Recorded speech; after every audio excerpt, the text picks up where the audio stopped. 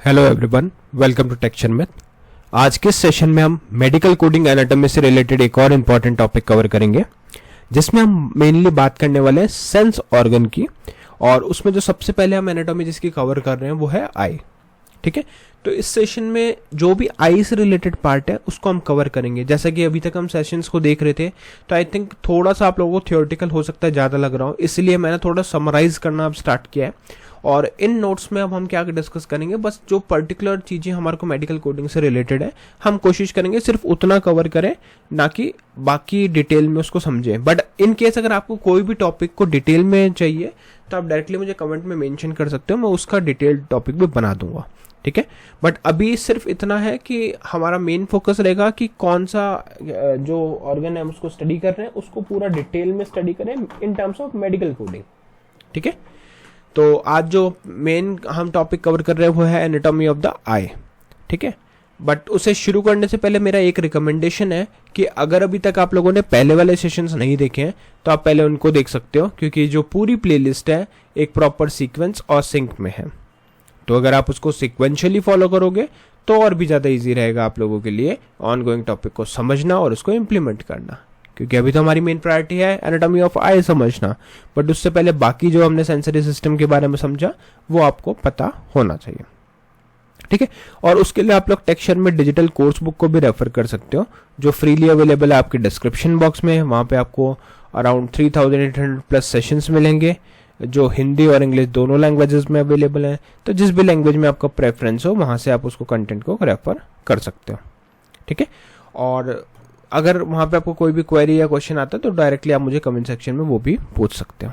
तो स्टार्ट करते हैं और देखते हैं क्या है एनाटॉमी ऑफ द आई। तो बहुत ही डिटेल में मैंने आपको यहाँ पे नोट्स प्रोवाइड किए हैं, हम एक एक करके उसको सबको समझेंगे और अच्छे से एक एक पॉइंट को क्लियर करते हुए चलेंगे। ठीक है, सबसे पहले है यहाँ पे देखो, a helpful way to understand the eye is to compare it to a camera. ठीक है, ये सबसे बेस्ट वे है आई को समझने का, कि जैसे हम कैमरा होता है उसी तरह हम आई को भी रिलेट करें।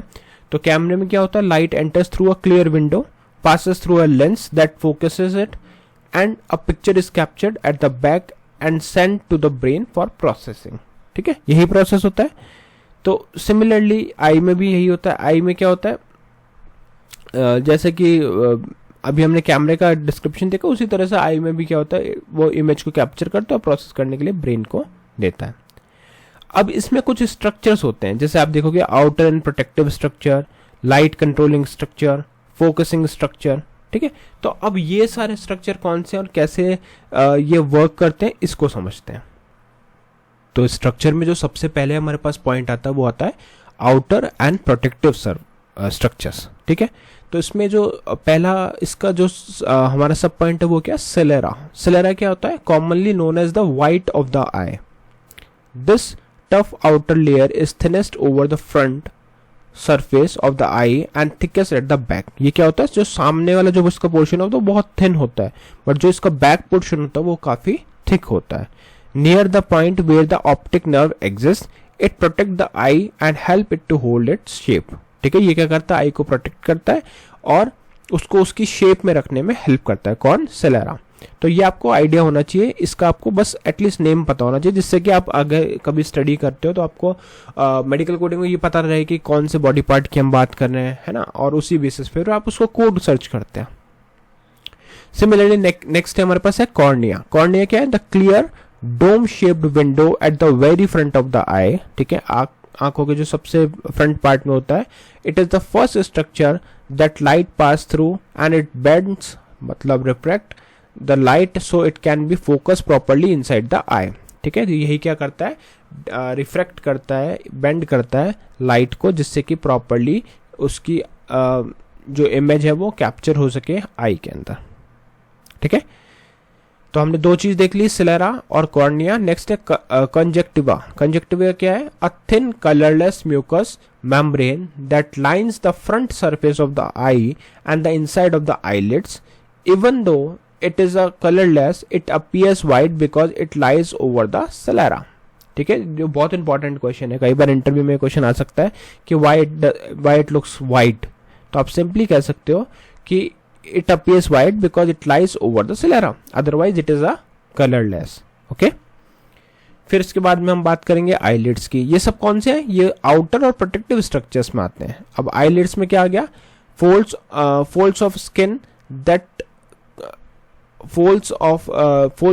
that continue from surrounding skin and cover the eyeball by blinking the eye. They keep the surface of eye lubricated and protect it from dust and debris। ठीक है, तो आईलिड का हमें पता चल गया कि जो ये क्या करता है, आई को लुब्रिकेटेड रखता है, प्रोटेक्ट करता है डस्ट से या डेब्रिज से। फिर उसके बाद आता है हमारे पास लैक्रिमल ग्लैंड, जिसको हम टीयर ग्लैंड भी बोलते हैं। लैक्रिमल ग्लैंड मतलब tear gland, located at the upper outer edge of each eye. This gland is responsible for producing the tears that keeps the eye moisturized। ठीक है, तो ये क्या करता है, ये मेक श्योर करता है कि आई में प्रॉपर मॉइस्चर हो, और उसी को ये हैंडल करता है, जिसे हम बोलते हैं टीयर ग्लैंड। ठीक है, सिमिलरली हमारे पास होता है लैक्रिमल डक्ट, जिसे हम टीयर डक्ट बोलते हैं। Located at the inner corner of the eye, this duct is the pathway through which used tear drain away from the eye। ठीक है, इससे क्या होता है, जो टीयर यूज हो चुका है उसे ड्रेन आउट किया जाता है, आंख से बाहर निकाला जाता है। क्लियर? तो अगर आपसे कोई पूछता है आउटर और प्रोटेक्टिव स्ट्रक्चर्स में क्या क्या आता है आई के एनाटॉमी से रिलेटेड, तो आप बोलोगे sclera, cornea, conjunctiva, eyelids, lacrimal gland, lacrimal duct. ठीक है, तो ये सब आ गए किसके? Outer and protective structure. Next हमारे पास है लाइट कंट्रोलिंग स्ट्रक्चर, की लाइट को कौन से स्ट्रक्चर कंट्रोल करते हैं। तो सबसे पहले तो आ गया iris, the coloured circular part of the eye that surrounds the pupil. Its muscle widen और narrow the pupil to control how much light enters the eye. ठीक है, तो ये चीज कंट्रोल करता है कि कितना लाइट आना चाहिए। ठीक है, कौन? आइरिस। क्या होता है? ये कलर्ड होता है, ये कलरलेस नहीं होता। कलरलेस हमने देखा था क्या था हमारा, कॉर्निया नहीं सॉरी, कंजक्टिवा। ठीक है, तो आइरिस क्या हो गया? The coloured circular part of the eye that surrounds the pupil. Its muscle widen or narrow the pupil to control how much light enter the eye। ठीक है, अब क्वेश्चन आया कि ये pupil क्या है? The black looking opening in the ear center of the iris, it is not a physical structure itself but an opening whose size is adjusted by iris to regulate the amount of light entering the eye। ठीक है, तो ये क्या है? इसका कोई physical structure नहीं है, बस एक ओपनिंग है जिसका साइज एडजस्ट होता है आइरिस के through to regulate the amount of light entering the eye, जिसके थ्रू हम ये रेगुलेट कर सकते हैं कि कितनी लाइट की नीड है। तो ये लाइट को कंट्रोल करता है। उसके बाद आता है हमारे पास फोकसिंग स्ट्रक्चर। फोकसिंग स्ट्रक्चर में क्या क्या है? लेंस है, सिलरी बॉडी है, सस्पेंशरी लिगामेंट है और कोरोइड है। तो अब एक एक करके समझते हैं। लेंस क्या होगा? A colourless by convex curved outside on both side. ठीक है, बाई कॉन्वेक्स क्या हो गया? जो कर्व होते हैं दोनों तरफ से। By convex structure located just behind the iris and people. It fine tunes the focus of light so that clear image forms on the retina. ठीक है, तो जो आपकी फोकसिंग कैपेबिलिटी वो किस में है? लेंस में है, जो लेंस होता है का, और उसी से ही एक प्रॉपर इमेज जनरेट होता है रेटिना पे। फिर आता है ciliary body, a ring of tissue located on each side of the lens that contains muscles. These muscles contract or relax to change the shape of the lens। ठीक है, यही muscles क्या करते हैं? कॉन्ट्रैक्ट और रिलैक्स करते हैं change करने के लिए शेप के, लेंस के शेप को। Which is specially important for focusing on a near by object. ठीक है, तो जब भी हम कोई नियर बाय ऑब्जेक्ट को देखते हैं तो उस टाइम पे फोकसिंग में क्या हेल्प करता है? हमारा सिलरी बॉडी। उसके बाद में हमारे पास सस्पेंसरी लिगामेंट। ये क्या है? Thin fibre that radiate outward from ciliary body and attach to the edges of the lens. They hold the lens suspended in the place and work with ciliary body to adjust its shape for proper focusing। ठीक है, तो ये proper focusing maintain में help करता है। ये एक fibre thin fibre होता है जो रेडिएट करता है, radiate outward from the ciliary body. ठीक है, नेक्स्ट हमारे पास है कोरोइड। कोरोइड क्या है? Layer rich in blood vessel located just beneath the sclera in the middle layer of the eye wall. It supplies oxygen and nutrition to the structures of the eye। ठीक है, यहां तक clear है। हमने क्या देखा अभी, पूरा इसका एनाटॉमी समझा कि क्या इसकी एनाटॉमी होती है आई की। अब इसको थोड़ा सा और कंप्लीट कर देते हैं, अदरवाइज फिर हमारे को आई को वापस रिपीट करना पड़ेगा। तो एक स्लाइड और मैं आपको दिखाऊंगा, इसमें हम एक पार्ट ये वाला भी कवर कर ले जो है कैविटीज। ठीक है, कैविटीज क्या हो गया, fluid filled chambers of the eye, जहाँ पे फ्लूइड होता है, जैसे एंटीरियर कैविटी। अब यहाँ पे देखो एंटीरियर टर्म हम यूज कर रहे हैं तो आपको पता होना चाहिए क्योंकि ये हमने डिस्कस किया था एंटीरियर क्या होता है, राइट।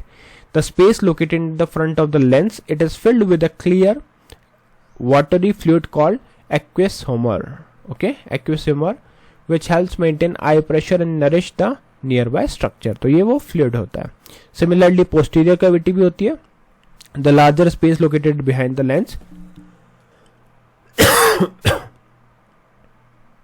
तो posterior cavity का हमने ये देखा कि the larger space, जो larger space होता है behind the lens, filling most of the eyeball, it is filled with vitreous humor, a clear jelly-like substance that gives the eyeball its round shape.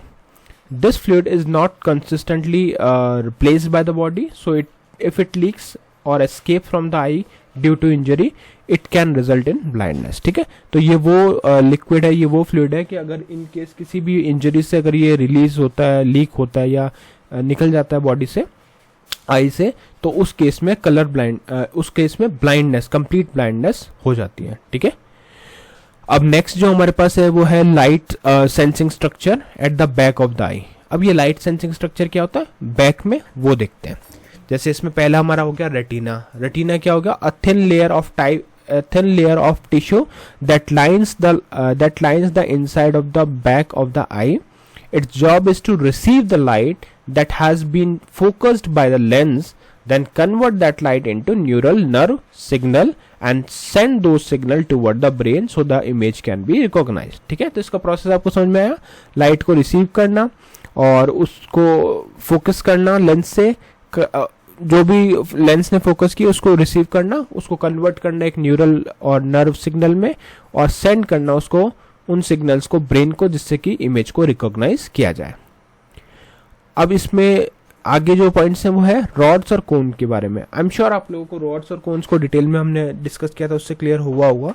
अब इसको थोड़ा सा और देख लेते हैं कि रॉड्स क्या रहता है, photo receptor cell within the retina that are specially sensitive to low light, giving us the ability to see in dim or dark condition, though not in colour. ठीक है, तो ये कलर में नहीं, क्योंकि डार्क और dim में अगर ये ऑपरेट कर रहे हैं तो कलर उतना नहीं दिखता, बट ये हेल्प करता है विजुअल में। सिमिलरली कोन्स होते हैं जो फोटो रिसेप्टर सेल्स होते हैं within the retina that are responsible for detecting colour and fine detail. जो कोन्स होते हैं उनका काम होता है फाइन डिटेल और कलर को डिटेल में दिखाना, and work best in the bright light. जितनी ज्यादा लाइट होगी उतना अच्छे से ये वर्क करते हैं। उसके बाद में आता है fovea centralis, a small pit near the center of the retina that contains a very high concentration of cones. Because of this, it provides the sharpest and most detailed area of vision। ठीक है, ये sharpest और सबसे ज़्यादा detailed area of vision provide करते हैं। उसके बाद में हमारे पास है retinal ganglion cell। retinal ganglion cell क्या है, a type of neuron in retina that gathers visual information passed on from the bipolar cells and prepares it to be sent out to the eye toward the brain। ठीक है, फिर है हमारे पास optic nerve, the nerve that gathers all the impulses generated in the retina and carries them out of the eye to the brain. तो ये यही जो नर्व है वो इम्पल्सेस को जो भी इम्पल्सेस आए हैं उसको जनरेट करती है और उनको प्रोवाइड करती है ब्रेन तक, where they are finally interpreted as vision. वहां पे उसको एज ए विजन कंसिडर करा जाता है। लास्ट है हमारे पास optic disc, the specific spot where the optic nerve exits the eye and meets the retina. Because this area has no rods and cones, it cannot detect light at all, and this is therefore known as blind spot। ठीक है, तो blind spot इसलिए बोलते हैं क्योंकि यहाँ पे कोई rods और cones ही नहीं है। ठीक है, the center of optic disc also serve as the entry point for the artery that supplies blood to the retina। तो आई थिंक यहाँ तक आपको पूरा प्रोसेस क्लियर हो गया। अब हम बात करते हैं प्रोसेस ऑफ विजन कि हम देखते कैसे, how we see. First light enters the eye through the cornea, where it is refracted or bent to begin the focusing process. उसके बाद में the light then pass through the aqueous humor in the anterior chamber and through the lens, both of which refract it further to sharpen the focus. ठीक है, ये यहाँ पे से इसको रिफ्रैक्ट करते हैं. As it travels through the vitreous humor, the light finally comes to a focus on the retina. At this stage, the image formed is upside down and reverse from left to right. ठीक है, तो इस तरह से ये generate होता है. Once light reaches the retina, the rods and cones are stimulated and begin the process of converting light into nerve signal. तो at the end कौन कर रहा है उसको? rods और कौन नहीं कर रहा है, वो उनको सेंस करते हैं स्टिमुलेशन को और उसको कन्वर्ट कर देता है नर्व सिग्नल में. Because the fovea centralis has the highest concentration of cones, images that fall on this spot are seen with the greatest sharpness and detail. ठीक है, तो ये greatest sharpness और detail में उसको प्रोवाइड करता है. Inside the rods and cones, light sensitive pigments break down when exposed to light, and this chemical reaction generate electrical signal known as action potential. अब ये action potential क्या करता है? These action potential are first passed to bipolar neurons which relay the signal onward. ठीक है, यहाँ तक clear है. अब नेक्स्ट क्या है? the bipolar neuron then pass the impulses to ganglion cell whose fiber coverage and whose fibers coverage and exit the eye at the optic disc coming together from the optic nerve. ठीक है, उसके बाद में optic nerve from both eyes met a crossing point called optic chiasma where some of the nerve fibers cross over to the opposite side of the brain. और last में from there the optic tract carries the signal to the thalamus which is a relay station in the brain, and finally the occipital lobe of the cerebral cortex where the signal is interpreted and we consciously see the image. Okay, तो ये पूरा एक process हो गया. I think आपको पूरा clear हो गया कि कैसे चीज़ें वर्क करते हैं. तो सिंपल मेमोरी चेन क्या हो गई ऑप्टिकल पाथवे की? Cornea leads to aqueous humour, then pupil, then lens, then vitreous humour, then retina जहाँ पे रॉड्स और कॉन्स होते हैं, then optic fibres, then optic chiasm, then thalamus, then finally the cerebral cortex जिसे हम बोलते हैं ऑसिपिटल लोब. ठीक है, तो इस तरह से हमारा पूरा आई का वर्किंग होता है जिससे हम देखते हैं. तो आई होप आज का ये पूरा सेशन क्लियर हुआ होगा. थोड़ा सा सेशन लेंदी था बट इसको डिटेल में समझना इंपॉर्टेंट था, इसलिए हमने इसको इस तरह से स्टडी किया. तो आज के लिए इतना ही था. नेक्स्ट सेशन में हम बाकी टॉपिक डिस्कस करेंगे. So thank you for watching tech share.